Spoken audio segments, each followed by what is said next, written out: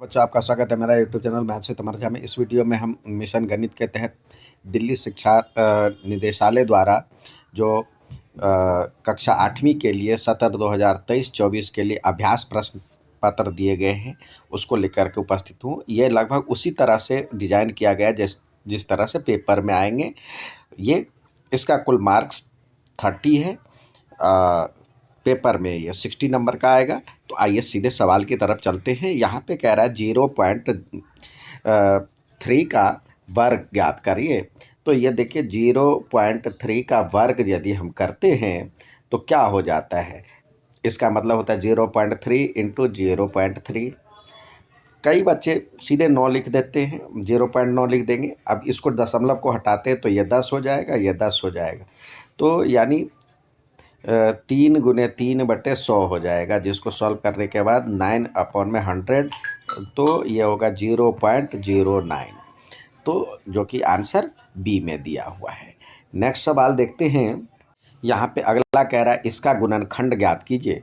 तो यहाँ पे देखिए 49p² है माइनस 36 है।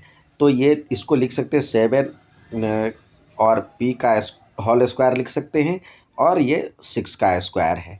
तो ये फार्मूला आ गया a² माइनस b²। तो क्या होता है a प्लस बी और a माइनस बी। तो इसी तरह 7p माइनस 6 और 7p प्लस 6, ये आंसर आ गया, जो कि ऑप्शन नंबर सी में दिया हुआ है। यहाँ पे अगला दिया हुआ है थर्ड रूट ऑफ 27 माइनस 27। तो माइनस 27 का थर्ड रूट। तो हम यदि 27 को अभाज्य गुणनखंड के रूप में करते हैं तो माइनस है और 3 गुने 3 गुने 3 लिख सकते हैं। अब यहाँ पे देखिए माइनस लगा हुआ है, तो आपको पता है जो कि 3 माइनस पे इसका मतलब ये इस तरह -3 -3 और -3 -3 का वर्ग है। तो इसका मतलब हो जाएगा -3 का क्यूब, और आपको ये थर्ड रूट दिया है, यानी इसका मतलब 1/3। तो ये 3 से 3 कट जाएगा, तो यानी -3 इसका सही आंसर होगा, -3, जो कि ऑप्शन नंबर बी में दिया हुआ है। यहाँ पे देखिए -1 का पावर यदि सम रहेगा, सम हो तो 1 होगा, और -1 का पावर विषम हो जो कि 21 यहाँ पे है, तो ये -1 होगा। तो इसका ऑप्शन ए आंसर है। नेक्स्ट सवाल देखते हैं। कह रहा है उपयुक्त सर्वसम्मिका का प्रयोग करते हुए इसका मान निकालें। तो यहाँ 502 का होल स्क्वायर और -498 का होल स्क्वायर। तो ये a² और -b² का फॉर्मूला हो गया। तो ये क्या होता है a प्लस बी और a माइनस बी। तो यहाँ पे 502 -498 का स्क्वायर, सॉरी यहाँ पे भी स्क्वायर है और यहाँ स्क्वायर है, तो ये हो जाएगा 502 + 498 और इंटू 502 - 498। इसको करेंगे तो ये हो जाएगा 1000, और यहाँ पे हो जाएगा 6, तो ये हो जाएगा 6000 आंसर। ये यदि किसी घन की प्रत्येक किनारे को दोगुना कर दिया जाए तो इसका पृष्ठीय क्षेत्रफल। तो पहले मान लीजिए जो कि a था और बढ़ा करके 2a कर दिया जाता है, तो पृष्ठीय क्षेत्रफल क्या होता है। पृष्ठीय क्षेत्रफल इसका होता 6a² होता है कुल पृष्ठीय क्षेत्रफल, और यहाँ पे क्या हो जाएगा 6 × 2a का होल स्क्वायर। तो यानी क्या हो जाएगा 6 × 4a², यानी 4 × 6a² लिख सकते हैं, जो कि ये है। इसका 4 गुना हो जाएगा, तो यहाँ पे लिखेंगे 4 गुना। यहाँ पे अगला कह रहा है गुणनखंड ज्ञात कीजिए। तो गुणनखंड ज्ञात कीजिए, x square minus 4x Z square minus 4z minus 12 है, तो Z square minus 4z minus 12। तो देखिए यहाँ पे ए के स्थान पे 1 है, बी के स्थान पे -4 है और सी के स्थान पे -12 है। तो हम ए सी को गुना करते हैं तो देखिए क्या होता है, 12 एकम 12। तो इसका कई कौन कौन सा जोड़ा मल्टीप्लिकेशन का जोड़ा हो सकता है, जो 12 का, एक को 12 से करें या 2 को 6 से करें या 3 को 4 से करें, यही 3 पैकेट बनेगा। इसमें किसको जोड़ने या घटाने पे 4 आता है, तो ये एक ऑप्शन बचता है। तो यहाँ पे लिख सकते हैं Z square minus 6z minus plus 2z, 6z में से 2z घटाया जाएगा तो -4z आ जाएगा। तो ये हो गया।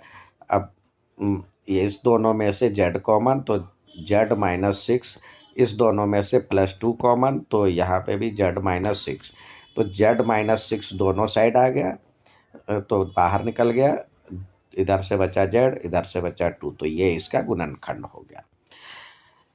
अगला कह रहा है 7 सेंटीमीटर त्रिज्या और 3 मीटर ऊंचाई वाला एक बंद बेलनाकार टैंक किसी धातु के चादर से बना हुआ है, तो उसको बनाने के लिए कितनी चादर की आवश्यकता होगी। अब देखिए जो बेलनाकार टैंक है, बेलन आप जानते हैं जो कि इस तरह के आकार का होता है, तो इसमें त्रिज्या दिया हुआ है, इसकी त्रिज्या r बराबर में आपको 7 दिया हुआ है और h दिया हुआ है, ये h बराबर में 3 दिया हुआ है। और कह रहा है जो कि इस तरह से बंद बेलनाकार है, तो बेलन के लिए बेलन का संपूर्ण पृष्ठीय क्षेत्रफल क्या हो जाएगा, संपूर्ण पृष्ठीय क्षेत्रफल हो जाएगा पहले वक्र पृष्ठीय क्षेत्रफल, तो ये होता है πr/2πr/h, और नीचे सर्कल के आकार का है, तो वृत्त के आकार का है, तो ऐसे ऐसे 2 है वृत्त, तो 2 और πr² है। तो इस तरह से हमारे पास 2πr कॉमन, h + r बचा। अब देखिए यहाँ पे कह रहा है जो कि 2 इंटू यहाँ पे 7 के बदले 22 पाई के बदले 22/7, r के बदले 7, और h है 3 और r है 7, तो ये 7 कट गया, 22 दूनी 44 को 10 से करेंगे तो 440, और ये मीटर स्क्वायर, मीटर में दिया हुआ है, तो मीटर स्क्वायर। अब कह रहा है जो कि कितनी चादर की आवश्यकता होगी, तो उसे बनाने के लिए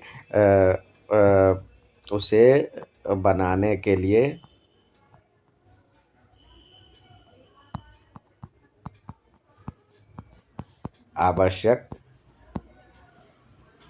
चादर कितना होगा, 440 मीटर स्क्वायर, इसका आंसर हो गया। नेक्स्ट सवाल देखते हैं।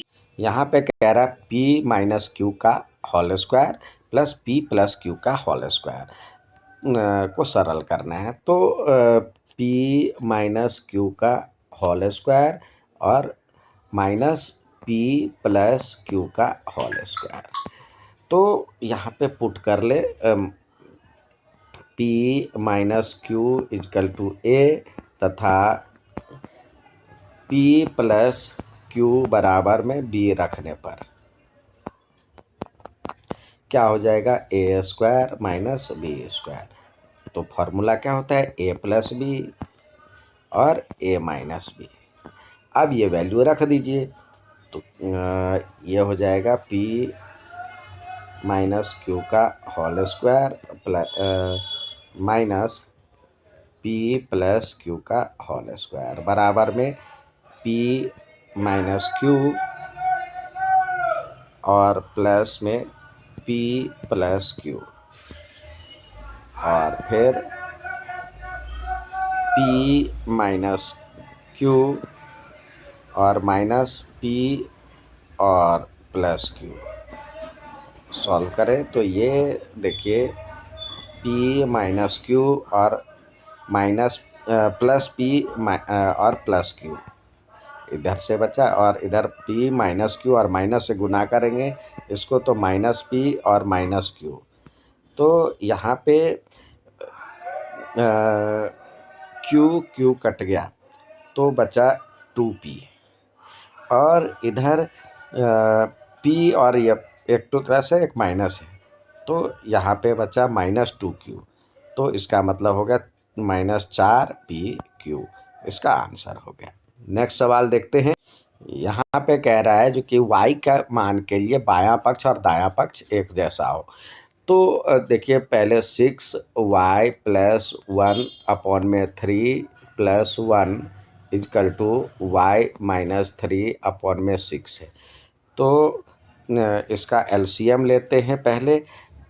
तो भिन्न का जोड़ तो ये 3 हो जाएगा, और 6y + 1 और 3 को 1 से करेंगे तो 3 हो जाएगा, और इधर y - 3 अपॉन में 6 इधर हो जाएगा 6y + 4 और इंटू 3 इंटू y - 3 अपॉन में 6। तो ये कट जाएगा, यहाँ पे 2 बच जाएगा। 2 से इधर मल्टीप्लाई कर लीजिए तो हो जाएगा 12y + 8 इक्वल टू y - 3।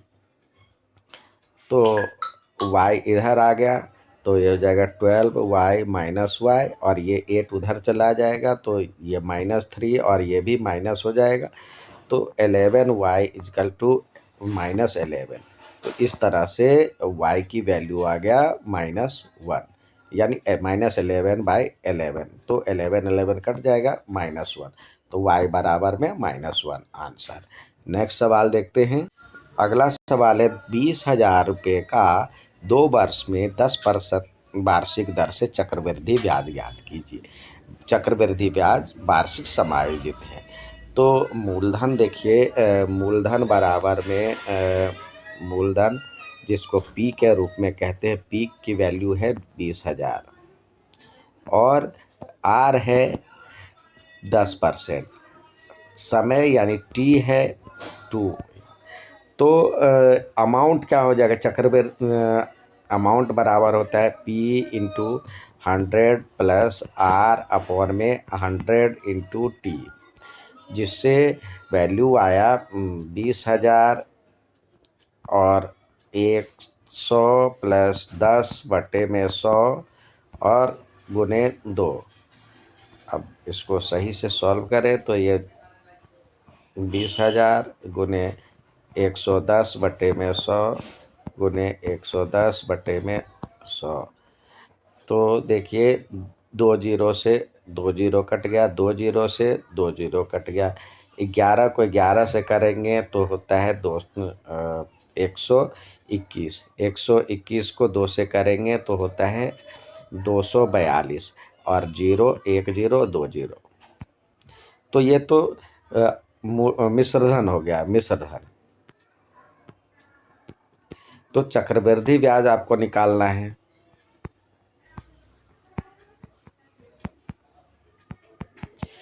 होगा A -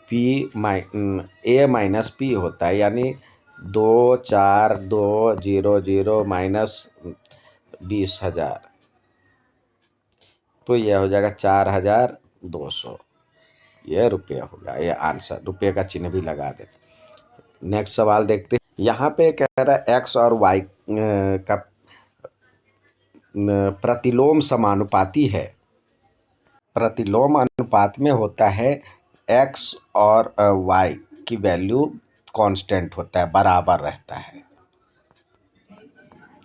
तो देखिए 18 को 6 से करेंगे तो क्या होगा, 18 गुने 6, और यहाँ पे 8 है तो 8 से डिवाइड कर देंगे तो दूसरा आ जाएगा। देखिए 8 से करते हैं पहले।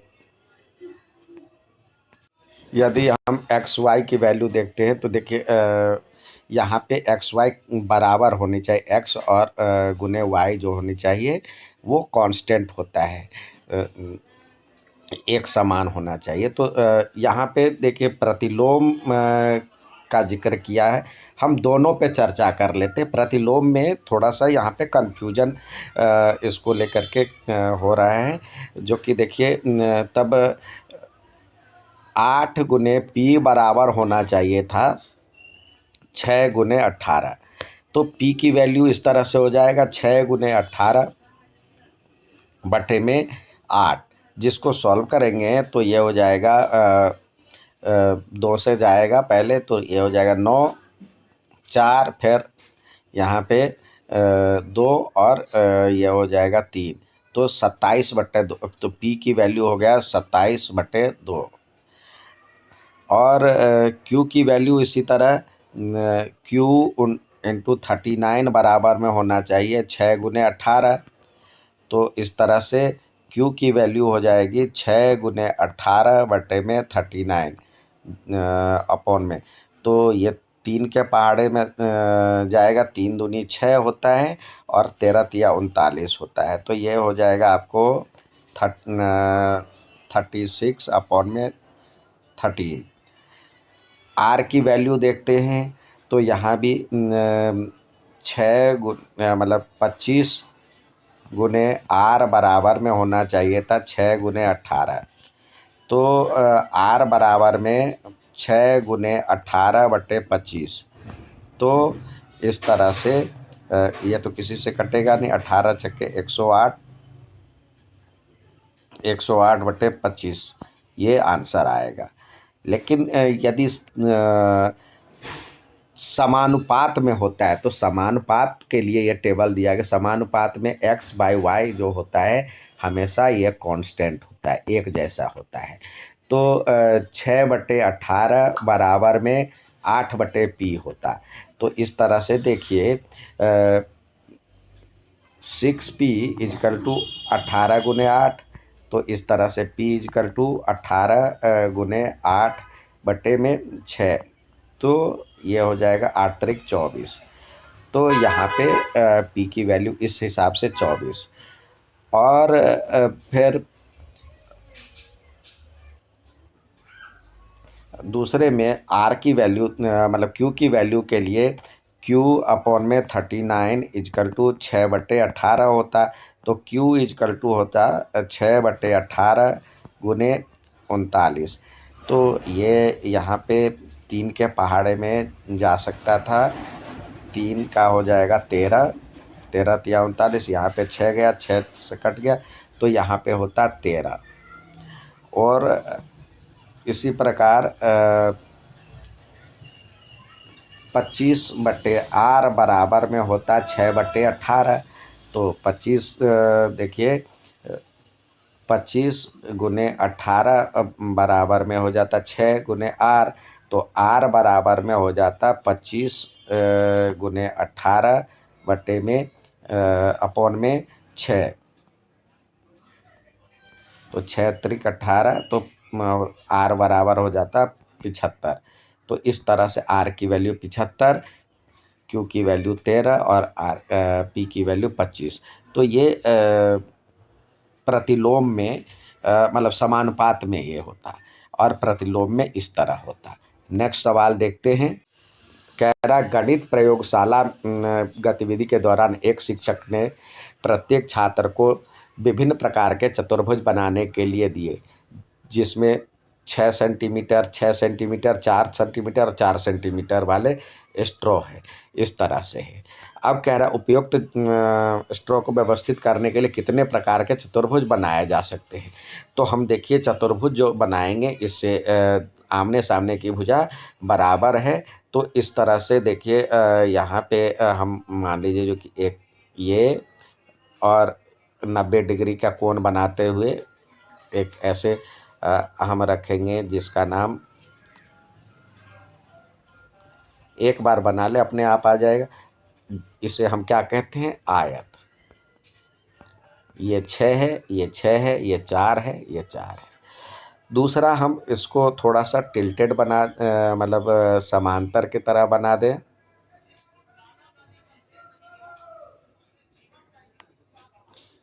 ये 6 है, ये 6 है, ये 4 है, 4 है। तो इसका नाम है समांतर चतुर्भुज।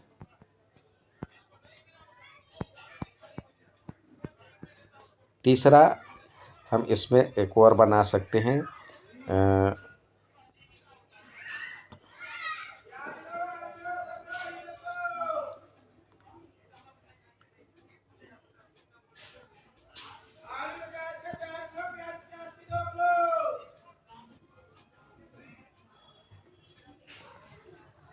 इसका नाम पतंग है। ये 4 है, ये 4 है, ये 6 है, ये 6 है। तो इस तरह से हम कितने 3 प्रकार के बना सकते हैं। तो ये लिखे 3। इन स्ट्रॉ से बनने वाले किन्हीं 2 चतुर्भुज के नाम लिखिए। तो आयत और समांतर चतुर्भुज। एक विद्यार्थी ने एक स्ट्रॉ से आयत बनाया। विद्यार्थी द्वारा बनाए गए आयत के विकर्ण की लंबाई, तो देखिए विकर्ण की लंबाई, यहाँ पे विकर्ण की लंबाई जो होगी, विकर्ण ये वाला विकर्ण कहलाता है। तो विकर्ण के लिए जो होगा,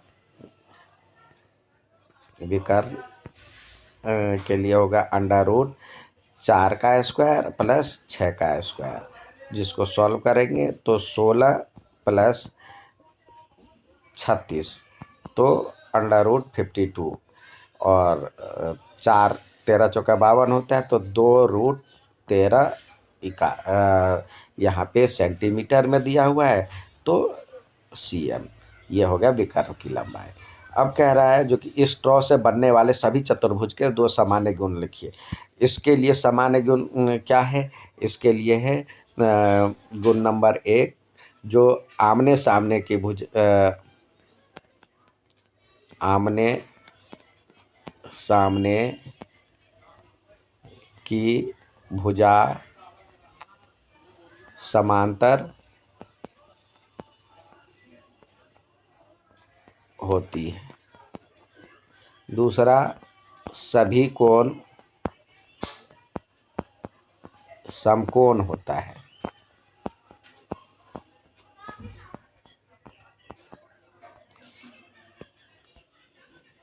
इसमें जो होगा, आमने सामने की भुजा बराबर आमने सामने की भुजा समांतर। ये इसमें भी होता है, लेकिन विकर्ण इसके बराबर नहीं होते। इसमें विकर्ण भी बराबर होता है, ये कोण 90 डिग्री का नहीं होता। यहाँ पे क्या है? यहाँ पे है इसके जो विकर्ण है एक दूसरे को 90 डिग्री पर समद्विभाजित करती है, और सम्मुख कोण का युग्म बराबर होता है।